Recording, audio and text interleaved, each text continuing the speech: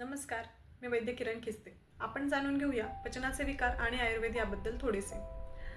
आयुर्वेदामध्ये अन्नपचनाला फार महत्त्व दिलं गेलेलं आहे. एखादा व्यक्ती अन्न किती खातो यापेक्षा तो अन्न किती व्यवस्थित पचवतो ह्याला फार महत्त्व दिलं गेलेलं आहे.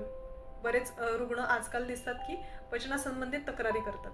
त्यामध्ये प्रामुख्याने आम्लपित्त, छातीत जळजळ होणे, आंबट ढेकर येणे, अन्नघशाशी येणे किंवा सकाळी सकाळी पित्ताची उलटी होणे किंवा पोटामध्ये जळजळ होणे अशी लक्षणे प्रामुख्याने घेऊन येतात किंवा पित्ताने होणारे डोकेदुखी.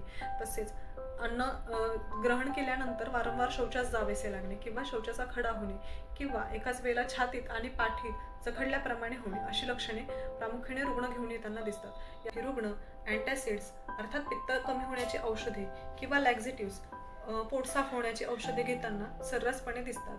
मात्र या औषधांची रुग्णास सवय लागून पुढे जाऊन कोठा अजून खराब होण्याची शक्यता जास्त असते. त्यासाठी रुग्णाने वैद्याकडे जाऊन व्यवस्थित प्रकृती व नाडी परीक्षण करून घेऊन त्यानुसार योग्य असा आहार विहार, प्राणायाम, योगासनं व औषधी चिकित्सा घेतली गेली पाहिजे, जेणेकरून त्याच्या शरीराला अपाय न होता या त्रासांपासून ते मुक्ती मिळवू शकतो.